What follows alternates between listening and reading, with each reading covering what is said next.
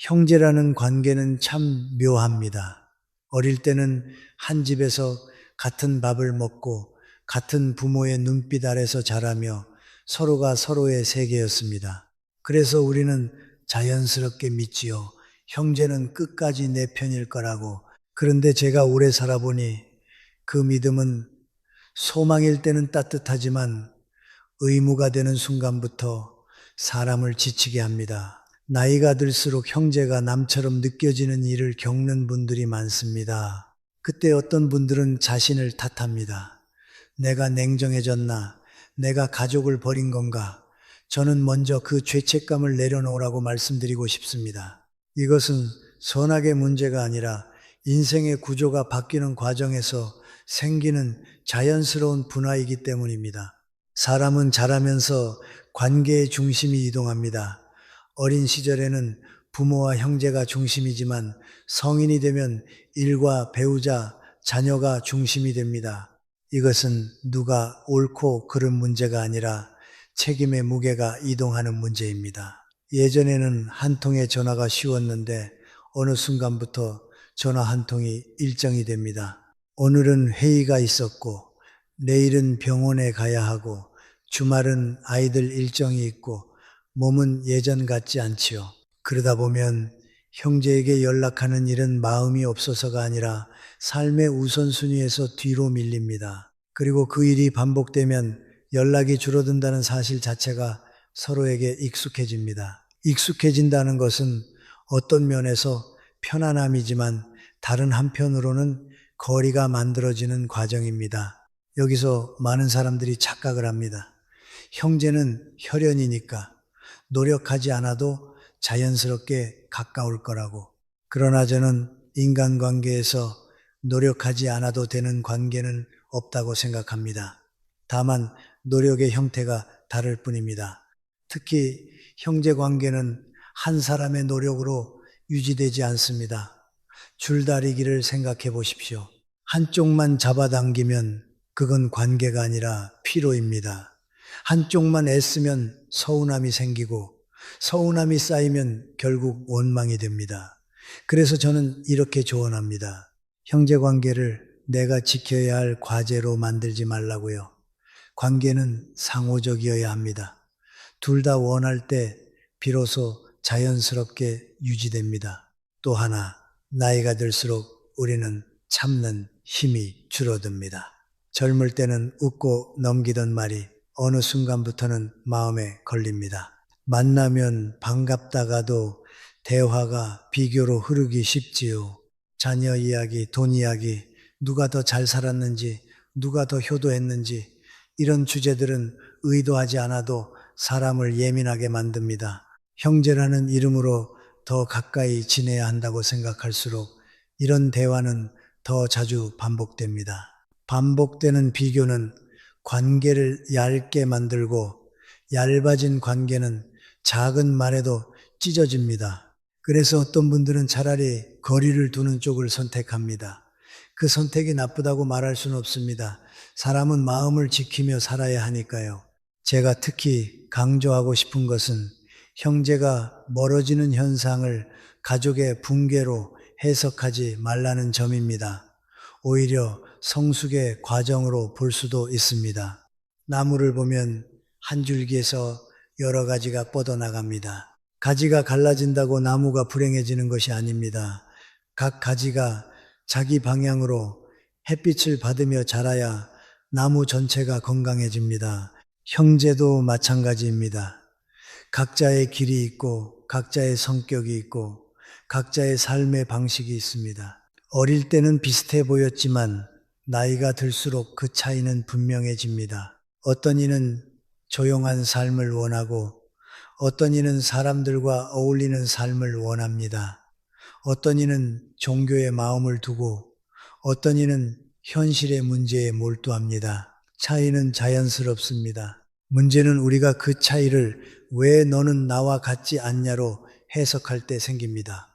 그 순간부터 형제는 위로가 아니라 논쟁이 됩니다. 그래서 저는 이렇게 말하고 싶습니다.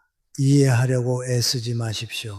억지로 이유를 붙잡으면 마음이 계속 상대에게 매달립니다. 차라리 받아들이는 편이 낫습니다. 다만 받아들인다는 것은 포기하라는 뜻이 아닙니다. 미워하지 말고 억지로 끌어당기지 말고 그저 각자의 삶을 인정하는 것입니다. 형제에게서 무엇을 기대해야 한다는 생각, 형제니까 당연히 도와줘야 한다는 생각, 형제니까 늘 가까워야 한다는 생각, 이런 당연함을 내려놓을 때 오히려 마음이 편안해집니다. 그리고 그 편안함 속에서 가끔 안부를 묻는 한마디가 더 진실해집니다. 저는 그 정도면 충분히 성숙한 형제 관계라고 생각합니다. 형제 관계에서 가장 힘든 순간은 멀어졌다는 사실 그 자체가 아니라 그 멀어짐을 내 잘못으로 해석할 때입니다. 제가 살아보니 사람은 관계가 흔들릴 때 먼저 죄책감을 꺼내듭니다. 내가 먼저 연락했어야 했나? 내가 더 참았어야 했나? 그런데 우리가 놓치는 게 하나 있습니다. 형제 사이가 예전 같지 않은 이유는 대부분 마음이 식어서가 아니라 인생이 각자에게 다른 책임을 안겨주었기 때문입니다.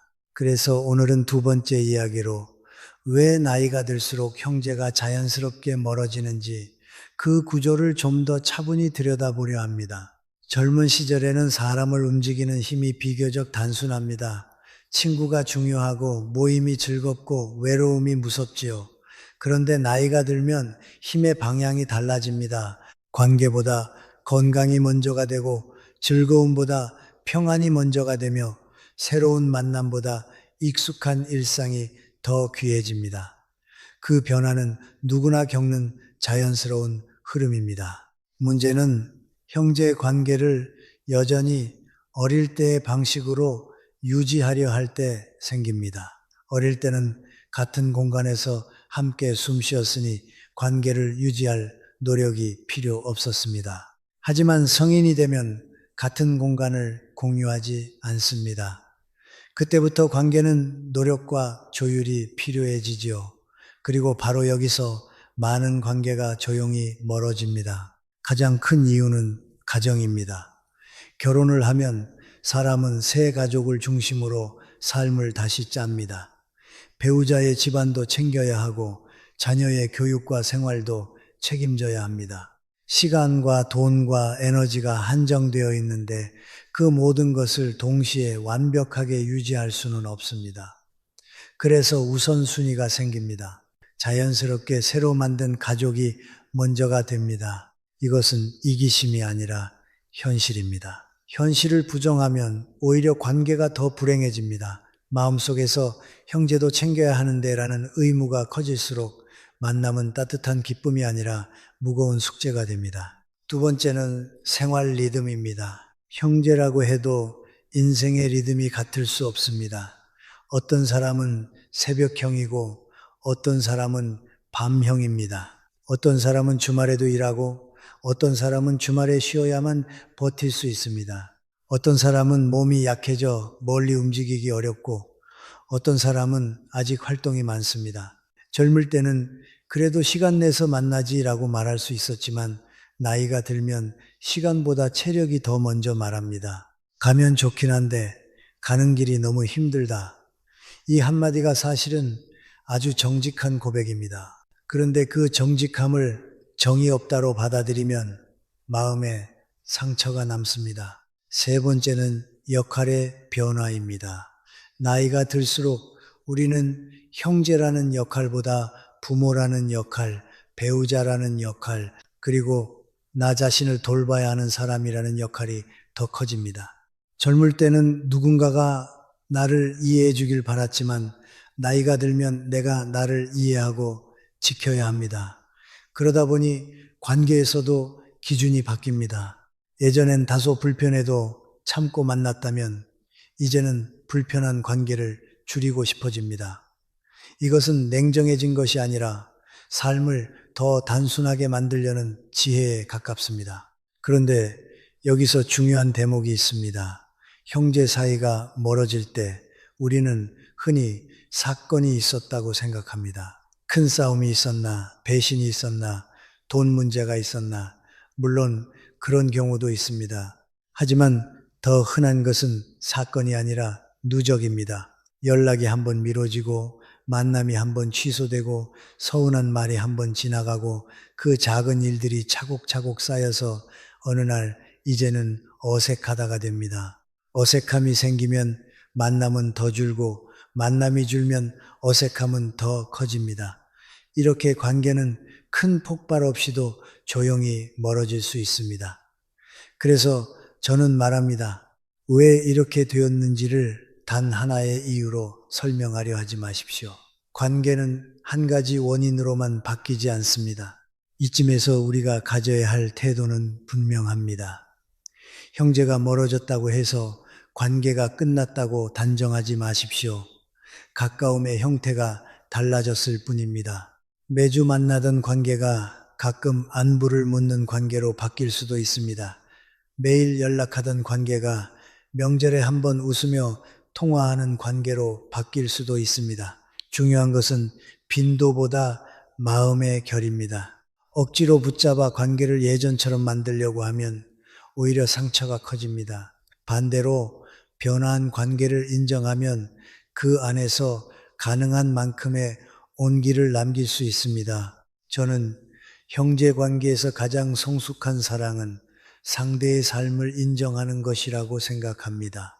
형제니까 당연히 내 기준에 맞춰야 한다는 생각을 내려놓는 순간 마음이 한결 가벼워집니다. 그리고 그 가벼움 속에서 짧은 한마디 안부가 오히려 오래 남는 위로가 될 수 있습니다. 다음 이야기에서는 이 멀어짐을 더 빠르게 만드는 대화의 필요와 비교의 문제를 좀 더 구체적으로 말씀드리겠습니다. 형제 관계가 멀어지는 데에는 여러 이유가 있습니다. 그런데 제가 늘 조심하라고 말씀드리는 것이 하나 있습니다. 억지로 가까워지려는 마음입니다. 사람들은 관계가 약해지면 보통 더 붙잡으려 합니다. 더 자주 만나자고 하고 더 자주 연락하자고 하고 예전처럼 지내자고 말하지요. 마음은 이해됩니다. 하지만 인간관계는 이상하게도 붙잡을수록 더 미끄러지는 때가 있습니다. 형제관계도 그렇습니다. 오늘은 그 세 번째 이야기로 왜 억지 친밀함이 오히려 피로와 갈등을 만들고 결국 거리를 더 벌려놓는지 말씀드리겠습니다. 어릴 때의 친밀함은 환경이 만들어 준 것입니다. 같은 집, 같은 방, 같은 밥상, 같은 부모라는 울타리가 우리를 매일 마주치게 했지요. 그런데 성인이 되면 그 환경이 사라집니다. 그때부터 친밀함은 환경이 아니라 선택이 됩니다. 선택이 되면 각자에게 기준이 생깁니다. 누구는 자주 보는 것을 편안해하고 누구는 거리를 두는 것을 편안해합니다. 여기서 문제가 생깁니다. 한쪽은 형제니까 이 정도는 해야지 라고 생각하고 다른 한쪽은 내 삶이 벅차서 그 정도는 못해 라고 생각합니다. 서로의 기준이 다르면 만남은 기쁨이 아니라 부담이 됩니다. 부담이 되면 사람은 피합니다. 결국 억지로 만들었던 친밀함이 관계를 더 멀어지게 하죠. 특히 나이가 들수록 우리는 감정의 여유가 줄어듭니다. 젊을 때는 말 한마디에 상처를 받아도 회복이 빨랐습니다. 다음에 또 만나면 잊어버리기도 했지요. 하지만 나이가 들면 회복이 느립니다. 게다가 삶의 피로가 이미 쌓여 있습니다. 건강 문제, 경제적 걱정, 자녀 문제, 직장이나 은퇴의 불안, 이런 것들이 마음의 여백을 줄입니다. 그 상태에서 억지로 모임을 만들면 어떤 일이 생길까요? 작은 말이 크게 들립니다. 농담이 비아냥처럼 들리고 조언이 간섭처럼 들립니다. 서로가 예민해져 있기에 대화가 쉽게 삐걱거립니다. 그리고 한번 삐걱거리면 괜히 만났다는 생각이 남습니다.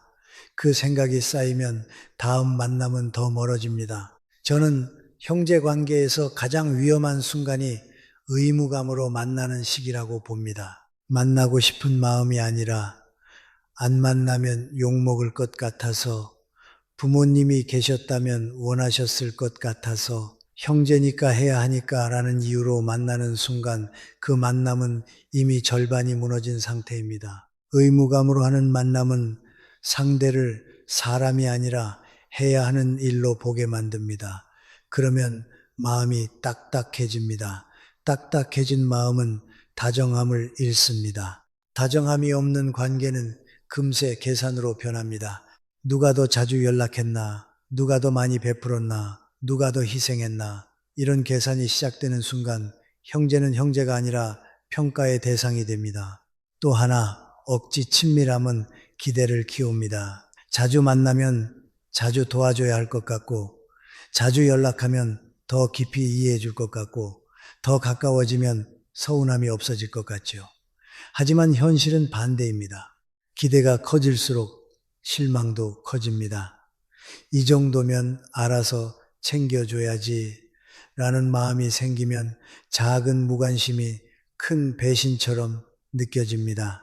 형제인데 어떻게 그럴 수 있냐라는 말이 나오면 그 말 자체가 이미 관계를 죄고 있다는 신호입니다. 사람은 죄어지는 관계에서 오래 머물지 못합니다. 결국 거리를 둡니다. 그러면 남는 것은 서운함과 원망이지요. 그래서 저는 이런 질문을 권합니다. 내가 원하는 친밀함이 상대에게도 편안한가? 이 질문을 하지 않으면 우리는 선의를 폭력으로 만들 수 있습니다. 상대가 원하지 않는 친절은 간섭이 될 수 있고 상대가 감당할 수 없는 관심은 부담이 될 수 있습니다. 특히 형제 사이에는 과거의 기억이 강해서 현재의 현실을 잘 보지 못합니다. 어릴 때는 우리가 이렇게 친했는데 라는 말은 사실 지금도 그렇게 해달라는 요구가 됩니다. 하지만 사람은 어릴 때의 모습 그대로 살지 않습니다. 누구나 변합니다. 변한 사람에게 과거를 강요하면 그 사람은 자신이 존중받지 못한다고 느낍니다. 존중받지 못한다고 느낄 때 사람은 마음을 닫습니다. 그렇다면 어떻게 해야 하느냐? 저는 친밀함을 목표로 하지 말고 평안을 목표로 하라고 말씀드립니다. 자주 만나지 않아도 괜찮습니다. 자주 연락하지 않아도 괜찮습니다. 중요한 것은 만남이 있을 때 서로가 덜 피곤하고 연락이 있을 때 서로가 덜 부담스러워야 합니다. 관계를 살리는 것은 빈도가 아니라 온도입니다. 온도가 유지되려면 억지로 끌어당기기보다 적당한 거리를 인정해야 합니다. 그 거리는 무관심이 아니라 배려일 수 있습니다. 형제는 결국 같은 방향으로만 걸을 수 없습니다. 각자 자기 삶의 속도로 걷습니다. 그 속도를 존중하는 것이 성숙한 사랑입니다.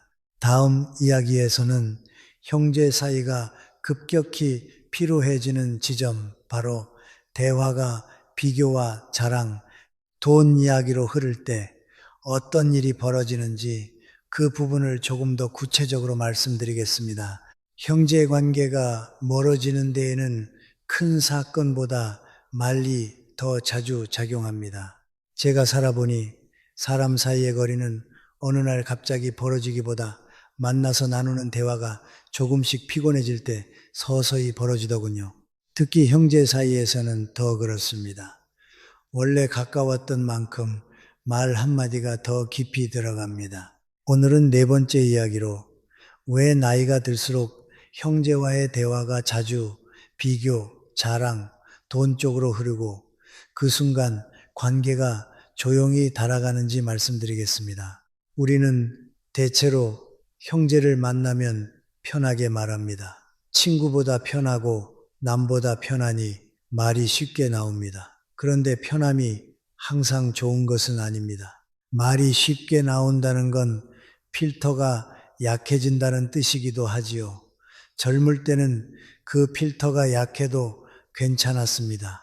다 같이 비슷한 처지였고, 다 같이 성장 중이었고, 서로에게 상처 줄 만한 격차가 크지 않았으니까요. 하지만 나이가 들면 격차가 생깁니다. 경제력, 자녀의 진로, 건강, 사회적 지위, 은퇴 이후의 삶, 격차가 생긴 상태에서 편한 말을 그대로 꺼내면 그 말은 정보가 아니라 평가로 들립니다. 가장 흔한 것이 자녀 이야기입니다. 부모라면 자녀 이야기를 하고 싶지요. 그런데 형제 모임에서 자녀 이야기가 길어지면 대화는 자연스럽게 비교로 흐릅니다. 우리 애는 어디 들어갔다. 요즘 연봉이 어느 정도다. 집은 어디로 옮겼다.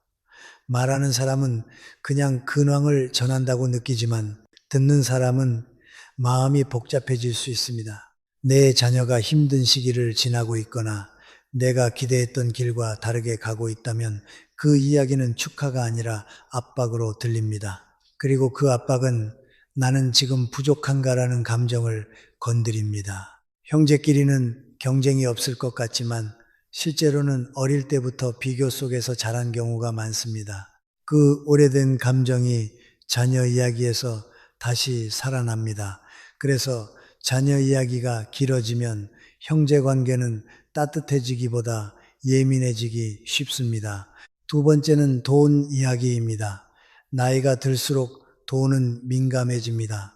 젊을 때는 좀 벌면 되지 라고 가볍게 말할 수 있었지만 나이가 들면 돈은 곧 안전이 됩니다. 병원비, 노후자금, 자녀 지원, 집 문제, 돈을 둘러싼 현실이 무겁습니다. 이런 상태에서 누군가가 무심코 요즘 투자 뭐하냐, 집값 올랐냐, 얼마 모았냐 같은 질문을 던지면 그건 관심이 아니라 신문처럼 느껴질 수 있습니다.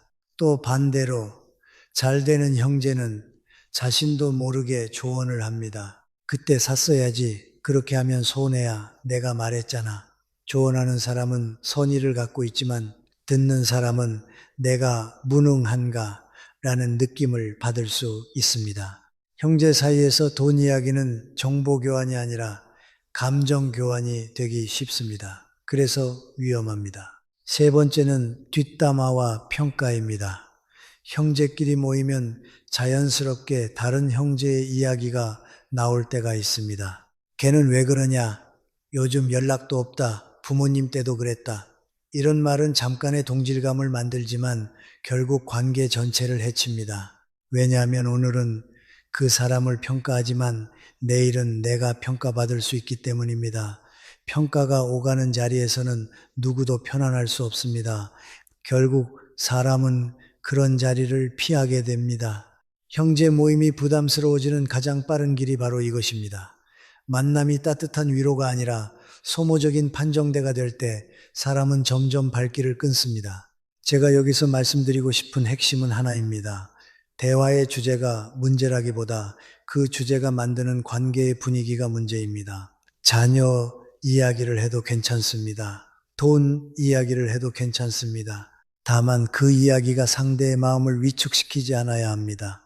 그런데 우리는 종종 상대의 처지를 충분히 모른 채 말합니다. 상대는 겉으로 웃고 있어도 속으로는 상처를 삼킬 수 있습니다. 특히 형제는 가까운 사이라는 이유로 그런 상처를 더 숨깁니다. 숨기다 보면 어느 날부터 만나기 싫다가 됩니다. 이유는 말하지 않지만 몸이 먼저 거부합니다. 그래서 저는 대화에서 선을 지키는 것이 형제 관계의 핵심 기술이라고 생각합니다. 첫째, 비교가 될 만한 정보는 길게 말하지 않는 것. 둘째, 조언은 요청받기 전에는 줄이는 것. 셋째, 다른 형제를 평가하는 대화는 시작하지 않는 것. 그리고 가장 중요한 넷째, 내가 말하고 싶은 것보다 상대가 듣기 편한 것을 먼저 생각하는 것. 이것이 가능하면 형제는 자주 만나지 않아도 관계의 온도를 지킬 수 있습니다. 나이가 들수록 관계는 깊어져야 유지되는 것이 아니라 가벼워져야 오래 갑니다. 무거운 이야기를 억지로 나누는 친밀함보다 부담 없는 안부 한마디가 오히려 오래 남습니다. 다음 이야기에서는 형제 사이를 결정적으로 갈라놓는 큰 요인 중 하나, 즉 가치관의 분기, 종교, 정치, 인생관의 차이가 왜 대화로 해결되지 않는지 그 부분을 말씀드리겠습니다. 나이가 들수록 형제 사이가 멀어지는 이유를 하나만 꼽으라면 저는 가치관의 갈림길을 말하고 싶습니다. 돈 문제나 거리 문제는 노력으로 조정할 여지가 있습니다. 그런데 가치관은 다릅니다. 가치관은 그 사람의 삶을 떠받치는 뼈대이기 때문에 설득으로 쉽게 바뀌지 않습니다. 그리고 형제는 가깝기 때문에 더 쉽게 바꾸려 듭니다. 바로 여기서 관계가 상처를 입습니다. 오늘은 5번째 이야기로 종교, 정치, 인생관 같은 가치관의 차이가 왜 형제 사이를 조용히 갈라놓는지, 그리고 그때 우리가 어떤 태도를 가져야 하는지 말씀드리겠습니다. 우리는 흔히 형제니까 말이 통해야 한다고 생각합니다. 같은 부모 밑에서 자랐고 비슷한 환경을 공유했으니 비슷하게 생각할 것이라고 기대하지요. 하지만 저는 그 기대가 오히려 위험하다고 봅니다. 인간은 같은 밥을 먹어도 다른 삶을 삽니다. 같은 학교를 나와도 다른 사람을 만나고 같은 동네에서 자라도 다른 경험을 합니다. 그러니 생각이 달라지는 것은 자연스러운 일입니다. 젊을 때는 차이가 작아 보입니다. 그런데 나이가 들면 차이가 커집니다. 왜냐하면 세월은 사람을 하나의 결론으로 밀어넣기 때문입니다. 어떤 이는 실패를 겪고 나서 더 보수적으로 변하고 어떤 이는 불의를 겪고 나서 더 진보적으로 변합니다. 어떤 이는 병을 겪고 나서 신앙에 기대고 어떤 이는 오히려 신앙에서 멀어집니다. 같은 부모에서 태어났다는 사실이 같은 결론을 보장하지는 않습니다. 문제는 여기서 시작됩니다. 가치관이 갈릴 때 우리는 상대를 다른 사람으로 보지 않고 틀린 사람으로 보기 쉽습니다.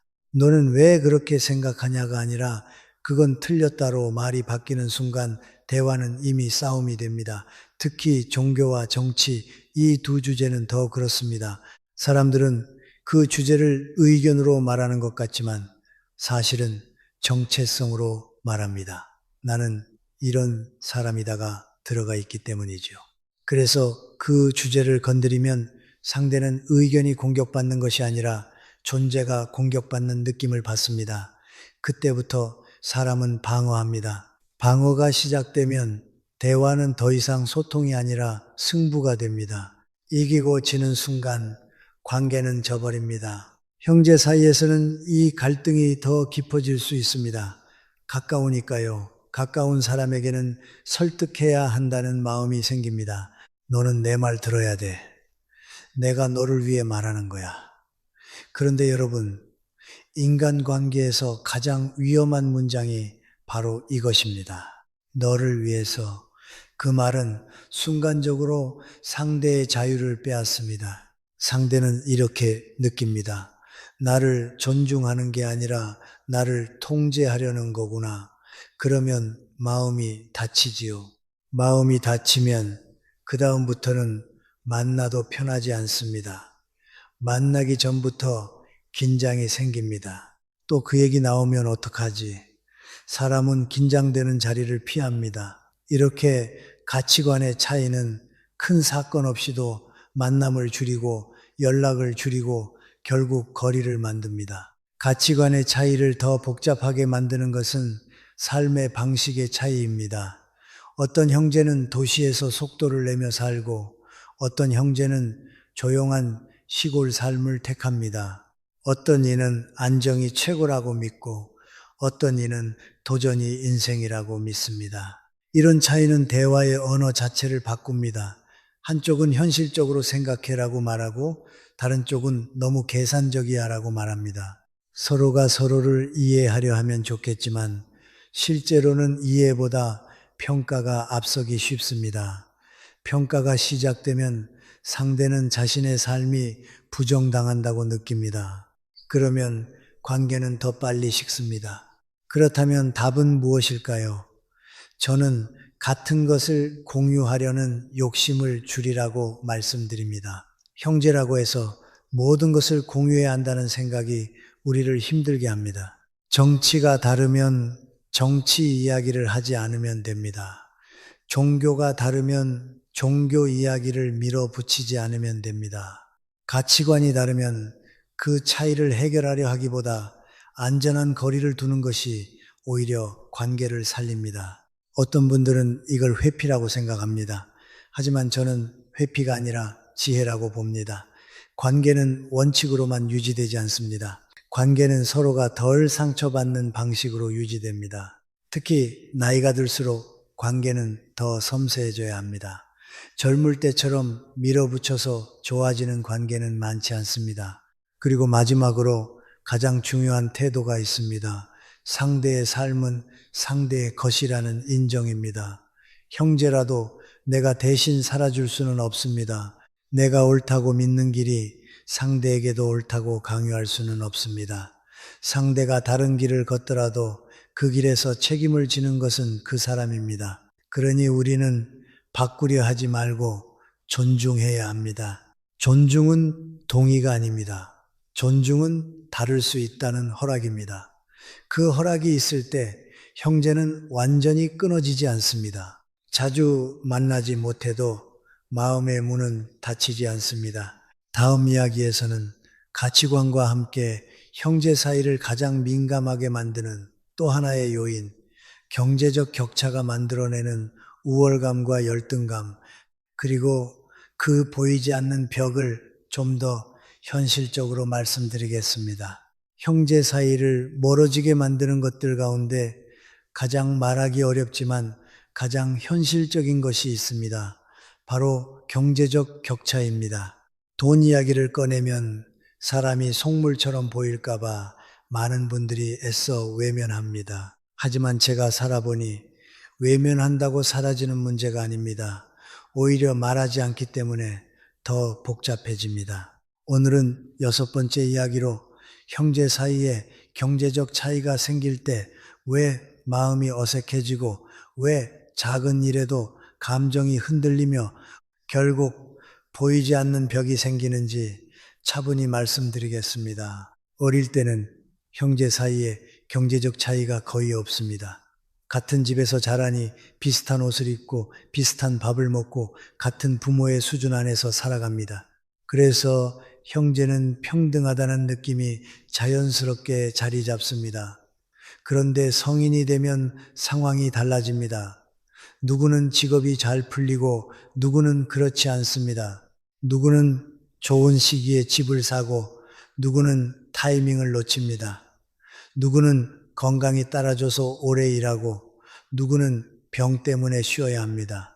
이런 차이는 인간의 능력만으로 설명되지 않습니다. 운, 시대, 환경, 건강 같은 변수가 크게 작용하지요.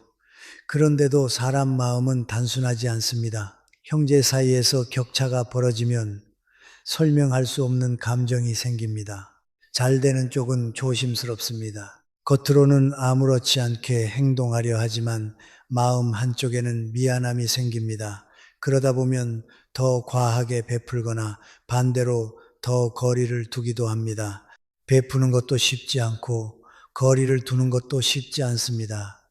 가끔은 자신도 모르게 우월감이 말투에 묻어날 때도 있습니다. 그때 그렇게 했어야지 내가 말했잖아 같은 말이 나오지요. 말하는 사람은 조언이라고 생각하지만 듣는 사람은 나를 내려다본다는 느낌을 받을 수 있습니다. 반대로 어려운 쪽은 더 복잡합니다. 형제의 성공이 기쁘면서도 동시에 마음이 작아지기도 합니다. 형제니까 축하해야 한다는 마음과 내 처지가 초라해 보인다는 감정이 동시에 존재하지요. 그때 사람은 스스로를 방어합니다. 일부러 만나지 않거나 만나도 마음을 닫습니다. 그래, 잘났네 같은 냉소가 나오기도 하고 반대로 지나치게 위축되어 말수가 줄기도 합니다. 이런 감정은 누가 나쁘기 때문에 생기는 것이 아닙니다. 인간이라면 자연스럽게 생길 수 있는 감정입니다. 문제는 그 감정을 인정하지 않고 억지로 아무렇지 않은 척 할 때 더 꼬인다는 점입니다. 경제적 격차가 형제 관계를 어렵게 만드는 이유는 단순히 돈의 많고 적음이 아닙니다. 돈은 삶의 방식 전체를 바꿉니다.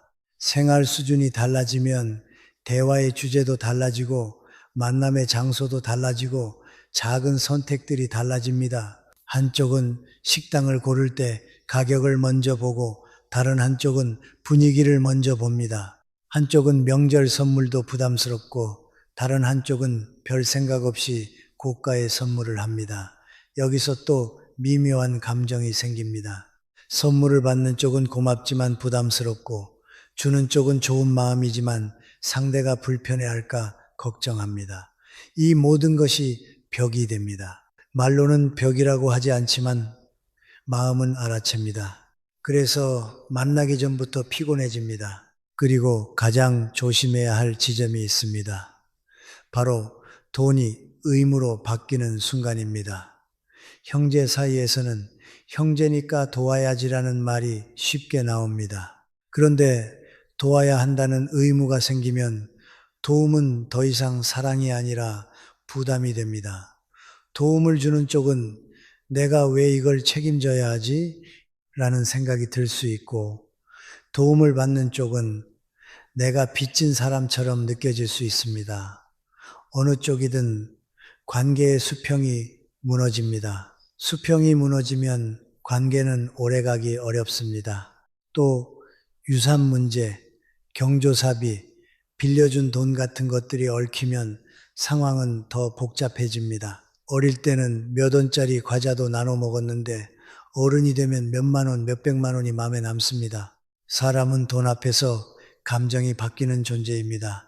그래서 저는 돈 문제에서만큼은 형제니까 대충 넘어가자라는 태도가 오히려 위험하다고 봅니다. 대충 넘어가면 결국 오해가 됩니다. 오해가 쌓이면 서운함이 되고 서운함은 원망이 됩니다.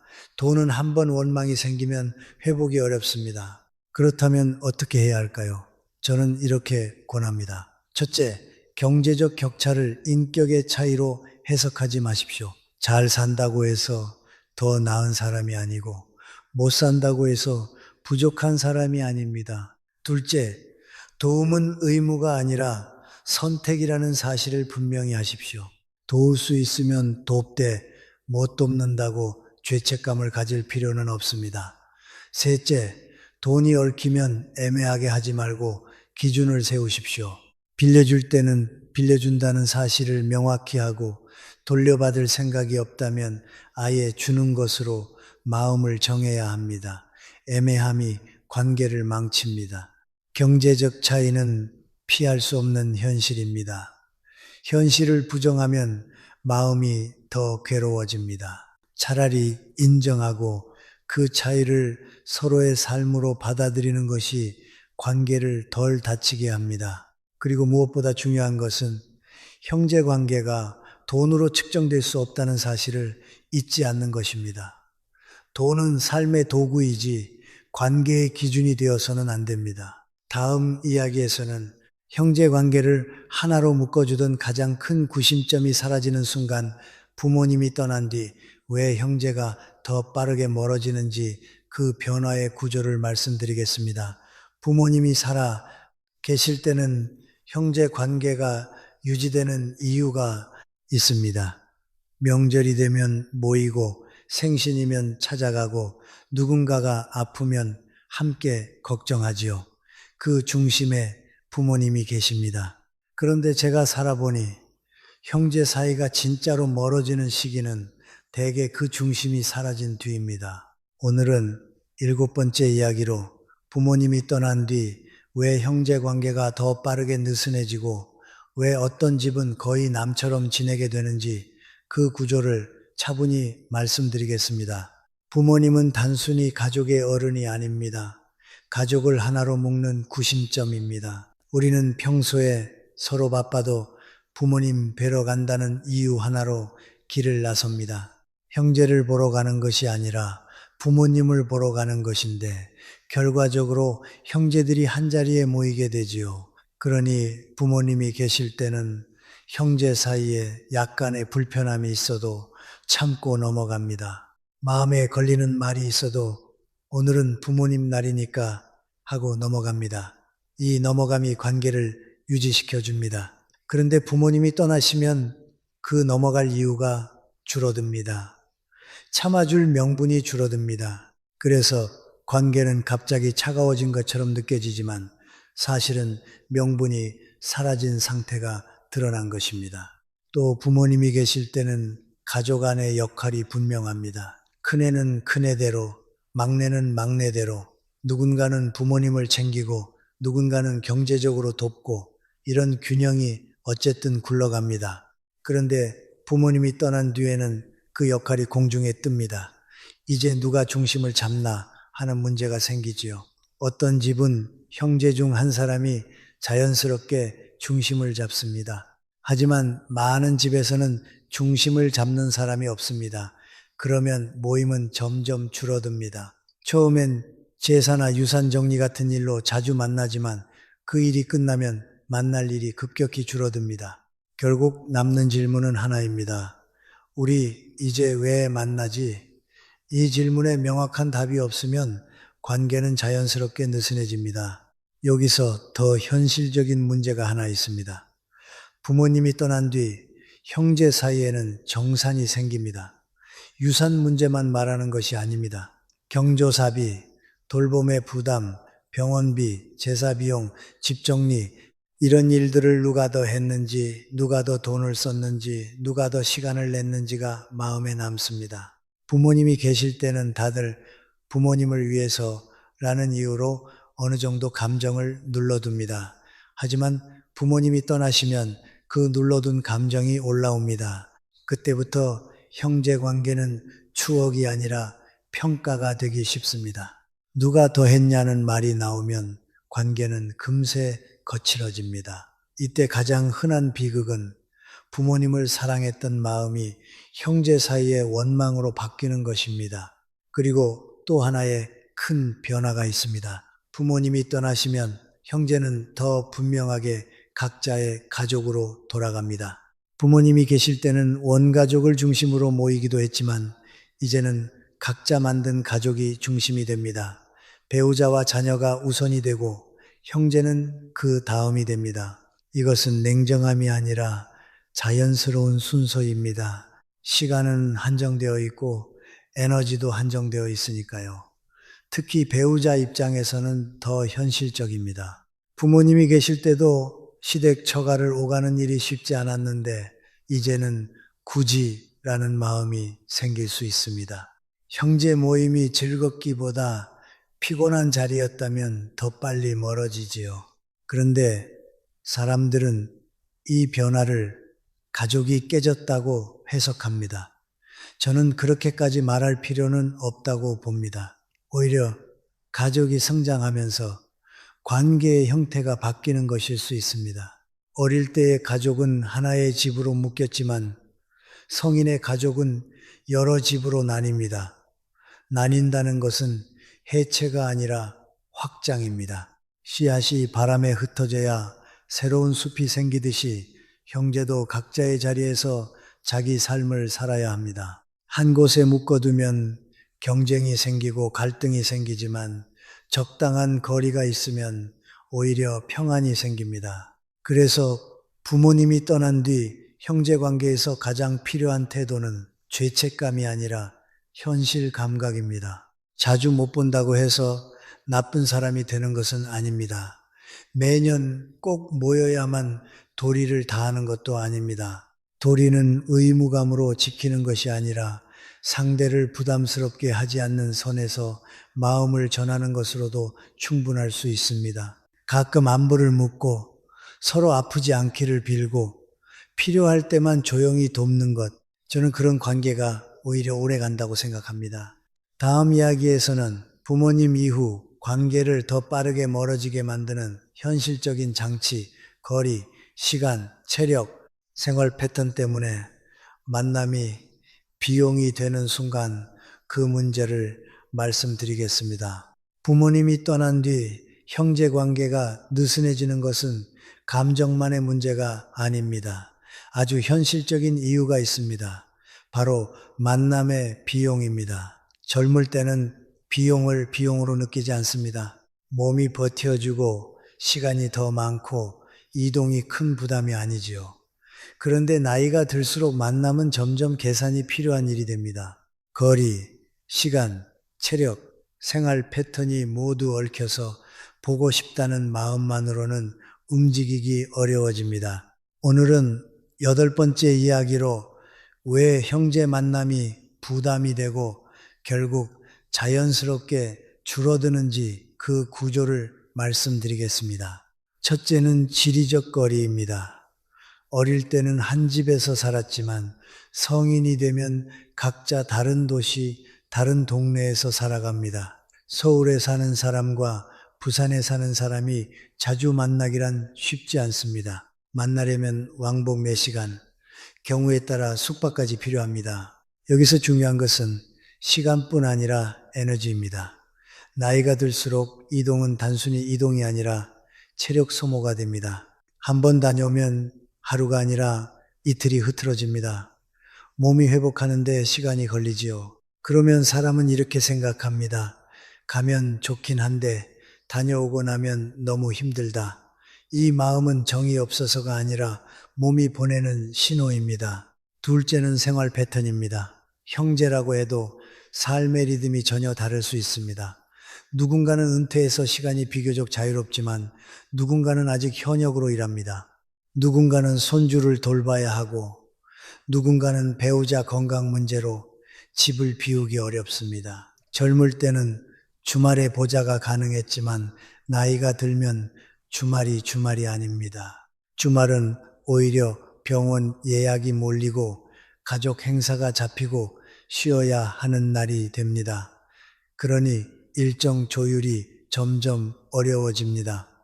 이때 많은 집에서 갈등이 생깁니다. 시간 있는 형제는 왜 이렇게 안 만나냐고 서운해하고 시간이 없는 형제는 내 사정도 모르면서 왜 요구하냐고 억울해합니다. 서로가 나쁘지 않습니다. 단지 현실이 다를 뿐입니다. 셋째는 만남의 질입니다. 사람은 비용을 들여서 움직일 때 그만큼의 의미를 기대합니다. 그런데 막상 만나면 기대만큼 따뜻하지 않을 때가 있습니다. 대화가 예전 같지 않고 공통의 주제가 줄어들고 잠깐 반가웠다가 금세 피곤해지기도 하지요. 그러면 마음속에 계산이 시작됩니다. 이렇게 힘들게 왔는데 왜 이렇게 허무하지? 이 허무함이 반복되면 다음 만남을 미루게 됩니다. 결국 만남은 줄어듭니다. 형제가 멀어지는 과정에는 이런 작은 실망의 누적이 숨어 있습니다. 넷째는 경제적 비용입니다. 교통비, 식사비, 때로는 숙박비까지 들어갑니다. 경제적 여유가 있는 사람은 별 생각 없이 보러 오면 되지라고 말하지만 여유가 없는 사람에게는 그 말이 부담이 됩니다. 부담을 말로 표현하기 어렵기 때문에 결국은 핑계를 대고 피하게 됩니다. 그래서 저는 말합니다. 형제 사이에는 모르는 부담이 있다. 가까운 관계일수록 부담을 숨기고 숨긴 부담이 쌓이면 관계는 더 어색해집니다. 다섯째는 건강과 체력입니다.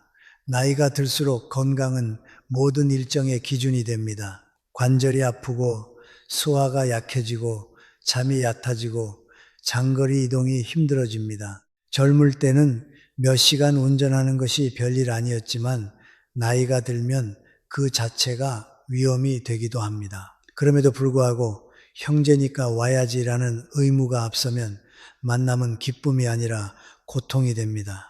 그리고 고통이 된 만남은 오래 갈 수 없습니다. 결국 관계를 지키려던 마음이 관계를 더 멀어지게 만듭니다. 여기까지 들으면 어떤 분들은 이렇게 말합니다. 그러면 형제는 결국 남이 되는 건가요? 저는 그렇게 단정하지 않습니다. 다만 관계의 형태가 바뀌는 것입니다. 가까움이 자주 만나는 가까움에서 가끔 안부를 묻는 가까움으로 바뀔 수 있습니다. 중요한 것은 빈도가 아니라 부담이 없는 방식입니다. 억지로 자주 만나려다가 관계를 다치게 하는 것보다 덜 만나더라도 마음의 온도를 지키는 편이 낫습니다. 그래서 저는 실천적인 기준을 하나 권합니다. 만남이 끝나고 나서 마음이 가벼워지는가, 무거워지는가, 가벼워지면 그 만남은 좋은 만남입니다. 무거워지면 빈도를 줄이거나 방식 자체를 바꿔야 합니다. 식사 대신 짧은 산책, 길게 모이는 대신 30분 통화, 자주 만남 대신 계절마다 한 번 안부, 이런 식으로 비용이 낮은 관계로 조정하는 것이 지혜입니다. 관계는 체력과 함께 가야 오래 갑니다. 다음 이야기에서는 이런 현실적 비용보다 더 근본적으로 우리를 괴롭히는 것, 형제에게 기대하는 마음, 형제니까 당연히 해줘야 한다는 기대가 왜 실망과 원망을 만드는지 그 기대를 내려놓는 기술을 말씀드리겠습니다. 형제 관계를 가장 힘들게 만드는 것은 거리도, 돈도, 가치관도 아닐 때가 많습니다. 제가 살아보니 관계를 무너뜨리는 결정적인 원인은 종종 기대였습니다. 기대는 겉으로는 사랑처럼 보이지만 속으로는 요구가 되기 쉽습니다. 특히 형제 사이의 기대는 더 조용하고 더 단단합니다.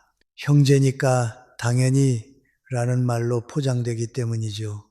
오늘은 9번째 이야기로 왜 형제에게 기대는 마음이 실망을 낳고 실망이 원망이 되며 결국 관계를 차갑게 만드는지, 그리고 그 기대를 어떻게 내려놓아야 하는지 말씀드리겠습니다. 우리는 어릴 때부터 형제 관계를 특별한 것으로 배웁니다. 피가 섞였고 한 집에서 자랐고 오래된 추억이 있으니 어려울 때는 형제가 돕는다는 믿음을 갖게 됩니다. 그 믿음 자체가 나쁜 것은 아닙니다. 문제는 그 믿음이 현실이 아니라 당위가 될 때입니다. 당위가 되면 마음속에서 기준이 생깁니다. 이 정도 상황이면 연락해야 한다. 이 정도면 도와야 한다. 내가 이렇게 했으니 너도 이렇게 해야 한다. 기준이 생기면 상대의 행동은 선택이 아니라 평가 대상이 됩니다. 여기서부터 관계가 무거워집니다. 기대는 처음에는 작습니다. 안부 전화 한 통, 명절에 얼굴 한번 보자, 이런 정도지요. 그런데 기대가 충족되면 더 커집니다. 이 정도는 해준 애가 그럼 다음도 해주겠지로 바뀝니다. 반대로 기대가 충족되지 않으면 마음은 바로 서운함으로 갑니다. 서운함이 반복되면 실망이 되고 실망이 쌓이면 원망이 됩니다. 이 과정이 무서운 이유는 대부분 말로 정리되지 않는다는 점입니다. 나는 서운했어를 솔직히 말하면 오히려 싸움이 될까봐 많은 사람들이 침묵합니다. 침묵 속에서 원망은 더 단단해집니다. 결국 겉으로는 조용히 지내지만 마음은 멀어져 있습니다. 이것이 형제가 남처럼 되는 가장 흔한 길입니다. 특히 기대가 위험해지는 지점이 있습니다. 바로 도움입니다. 형제에게는 도움을 기대하기 쉽습니다. 돈이 급할 때, 일이 꼬였을 때, 병원에 갈 때, 부모님 일을 정리할 때, 형제니까 도와주겠지라는 생각이 올라옵니다. 그런데 성인이 된 형제는 더 이상 같은 환경에 있지 않습니다. 각자의 사정이 있고, 각자의 가정이 있고, 각자의 한계가 있습니다. 어떤 형제는 도와주고 싶어도 못 도와줍니다. 그런데 기대가 강한 사람은 그 한계를 거절로 해석합니다. 정이 없다, 나를 무시한다, 내가 어려울 때 외면했다. 이렇게 해석이 바뀌면 관계는 회복이 어렵습니다. 사실은 상대가 나쁘기 때문이 아니라 내가 만들어 놓은 기대의 높이 때문에 실망이 커진 것일 수도 있습니다. 여기서 저는 아주 냉정해 보일 수 있는 말을 하나 드리겠습니다. 형제에게 기대하지 말라는 말은 형제를 사랑하지 말라는 뜻이 아닙니다. 오히려 그 반대입니다. 기대를 내려놓아야 사랑이 오래갑니다. 기대가 없는 사랑은 상대를 자유롭게 합니다. 반대로 기대가 많은 사랑은 상대를 묶습니다. 사람은 묶이는 관계에서 오래 머물지 못합니다. 결국 도망치듯 멀어집니다. 그러면 남는 것은 내 마음의 상처뿐입니다. 그렇다면 기대를 어떻게 내려놓을 수 있을까요? 저는 3가지 기준을 권합니다. 첫째, 형제도 타인이다라는 사실을 인정하는 것입니다. 타인을 대하듯 예의를 갖추라는 뜻이 아닙니다. 그 사람도 독립된 한 인간이며 내 기준대로 움직여줄 의무가 없다는 사실을 받아들이라는 뜻입니다. 이 인정이 없으면 우리는 계속 상대를 내 기대의 틀에 넣고 판단하게 됩니다. 둘째, 도움은 요청이지 당연히 아니라는 기준을 세우는 것입니다.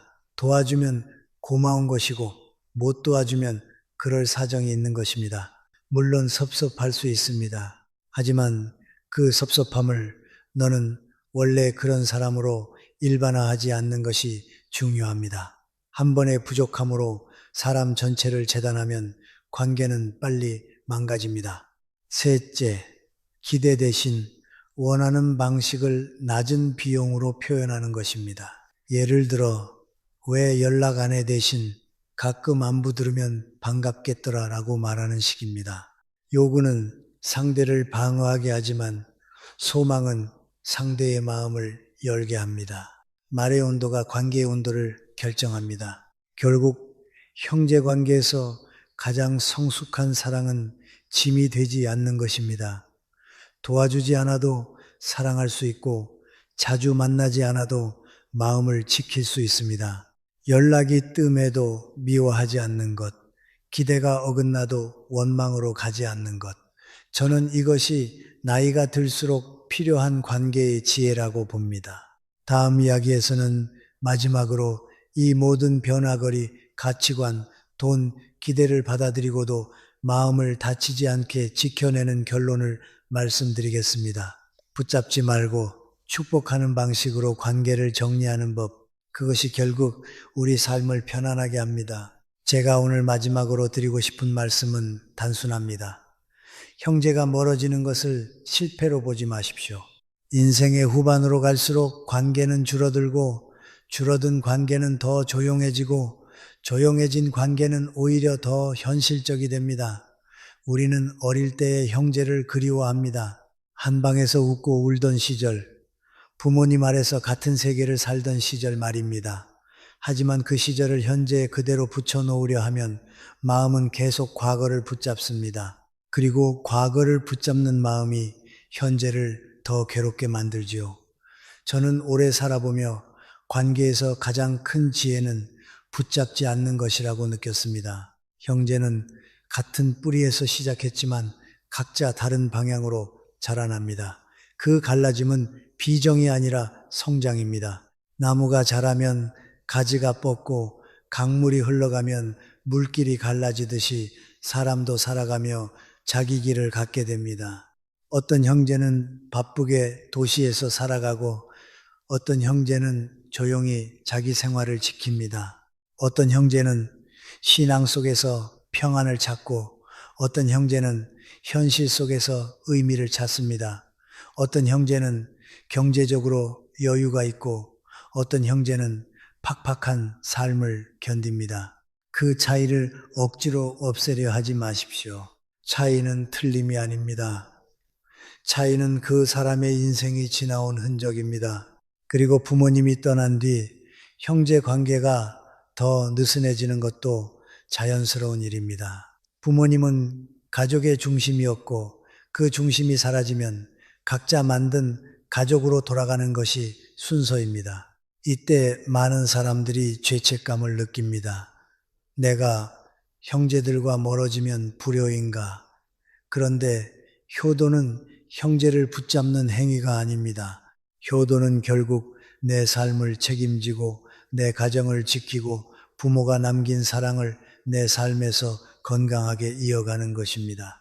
억지로 모여서 갈등하고 피곤해지는 것이 부모님이 바라던 모습일까요? 저는 그렇지 않다고 생각합니다. 부모님은 자녀들이 편안하길 원하셨을 겁니다. 억지로 참고 견디며 관계를 유지하라고까지 원하진 않으셨을 겁니다. 그래서 마지막 결론은 이렇습니다. 형제에게서 기대를 줄이십시오. 기대가 줄면 실망이 줄고 실망이 줄면 원망도 줄어듭니다. 형제니까 당연히 라는 문장을 내려놓는 순간 마음이 가벼워집니다. 가벼워진 마음은 상대를 더 자유롭게 합니다. 사람은 자유로운 관계에서 오래 머뭅니다. 반대로 의무와 요구가 많은 관계에서는 멀어집니다. 그러니 관계를 살리고 싶다면 더 붙잡는 것이 아니라 더 내려놓는 쪽을 택하십시오. 그럼에도 불구하고 우리는 형제를 완전히 잊을 수는 없습니다. 잊을 필요도 없습니다. 다만 방법을 바꾸면 됩니다. 자주 만나야만 사랑이 아닙니다. 자주 연락해야만 정이 아닙니다. 멀리 있어도 마음이 가까울 수 있습니다. 저는 이런 형태의 관계가 오히려 나이가 들수록 더 아름답다고 생각합니다. 가끔 안부를 묻는 한마디, 생일에 짧게 보내는 축하 메시지, 병이 들었을 때 괜찮냐는 단 한 번의 전화, 이런 작은 온기가 관계를 이어줍니다. 큰 친밀함을 요구하지 않기에 상대도 부담 없이 받아들일 수 있습니다. 그리고 한 가지 더, 남들이 뭐라고 하든 신경 쓰지 마십시오. 형제끼리 왜 안 만나냐, 가족이 우선 아니냐, 이런 말에 답할 의무가 없습니다. 우리의 삶은 남의 기준으로 평가받기 위해 존재하지 않습니다. 중요한 것은 당신의 마음이 평안한가, 당신의 삶이 균형을 갖고 있는가입니다. 관계는 삶을 살리기 위해 있는 것이지 삶을 무너뜨리기 위해 있는 것이 아닙니다. 형제 관계가 당신을 계속 지치게 만든다면 거리를 두는 것이 오히려 서로를 위한 배려일 수 있습니다. 가까이서 부딪혀 상처내는 것보다 떨어져서 평안하게 지내는 것이 더 좋은 선택일 때도 있습니다. 결국 형제가 남처럼 느껴지는 순간에 우리가 할 일은 단 하나입니다. 억지로 이해하려 애쓰지 말고 억지로 붙잡지 말고 그저 각자의 길을 인정하는 것입니다. 그리고 마음속으로 조용히 빌어주십시오. 저 사람도 건강했으면 좋겠다. 저 사람도 자기 삶에서 평안했으면 좋겠다.